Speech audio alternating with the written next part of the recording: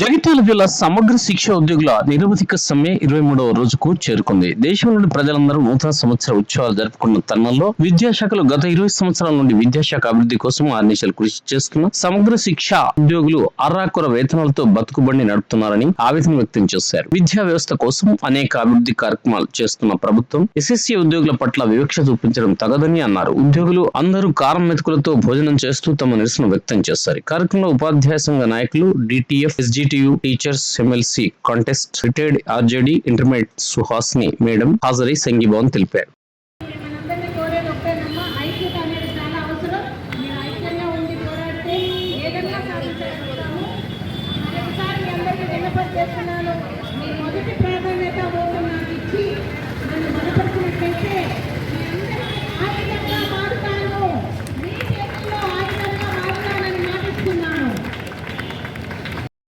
రాష్ట్రమంతా నూతన సంవత్సర వేడుకలు చాలా ఆర్భాటంగా ఘనంగా జరుపుకుంటుంటే మా ఎస్ఎస్ఏ ఉద్యోగులం తెలంగాణ రాష్ట్రంలో ఉన్నటువంటి ఎస్ఎస్ఏ ఉద్యోగులం 19,350 కుటుంబాలు ఇలా గొడ్డుకారంతో వెట్టి చాకిరీ చేస్తున్నామనడానికి నిదర్శనంగా ఈరోజు గొడ్డుకారంతో 19,350 కుటుంబాలు మా యొక్క కుటుంబాన్ని వెళ్ళదీసుకొస్తున్నాం సార్. మా చాకిరీకి తగ్గట్టుగా మా యొక్క బాధలు అనేటువంటిది ఈ రకంగా ఉన్నాయి సార్. గత 15-20 ఏళ్ల నుండి మేము విద్యా వ్యవస్థలో వెట్టి చాకరీ చేస్తూ మా కుటుంబాలు ఇట్లాంటి గొడ్డుకారం తింటూ బతుకుతున్నా కూడా మా ప్రభుత్వాలు ఎన్నో మారుతున్నాయి, కానీ మా సమగ్ర శిక్ష ఉద్యోగుల యొక్క బతుకులు మాత్రం మారటం లేదు. ఇప్పుడు మాకు తండ్రి పాత్రలో ఉన్నటువంటి మన ముఖ్యమంత్రి గారు మన విద్యాశాఖ మంత్రిగా కూడా తనే నిర్వహిస్తున్నారు. కాబట్టి మా యొక్క సాధక బాధకాలు తెలుసుకొని మమ్మల్ని రెగ్యులరైజ్ చేయాలని కోరుకుంటున్నాము సార్. దయచేసి మమ్మల్ని వెట్టి చాకరీ నుండి విముక్తిని చేయండి సార్.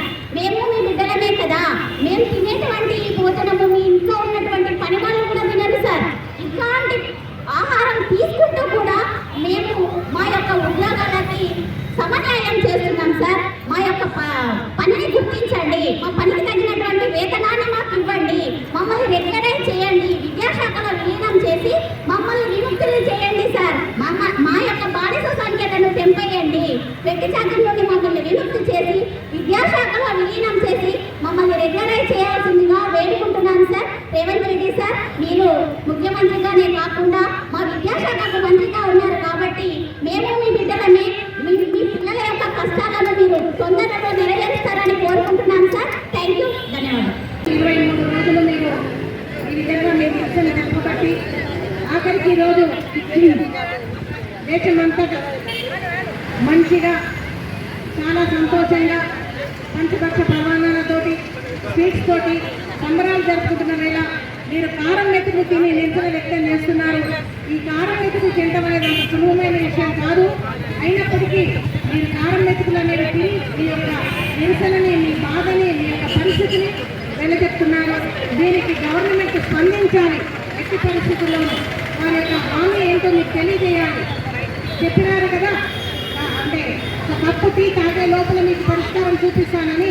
దానికి ఈ రోజైనా స్పందన తెలపాలి, మీ ముందుకు రావాలి, మీ సమస్యల్ని పరిష్కరించాలి గవర్నమెంట్ అని నేను కోరుతున్నాను.